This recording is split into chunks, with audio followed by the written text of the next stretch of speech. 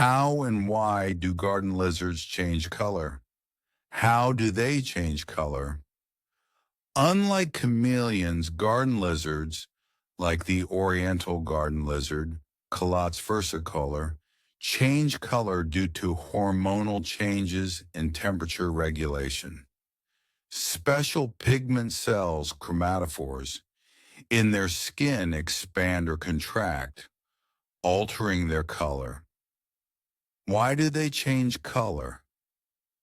Mating and aggression. Males turn bright orange or red, especially on their head and throat during the breeding season to attract females or scare rivals. Temperature control. They darken to absorb heat in the morning and lighten up to reflect sunlight when it's too hot. Stress or danger. Sudden color change can happen if they feel threatened. Some garden lizards can even shed their tail to escape predators.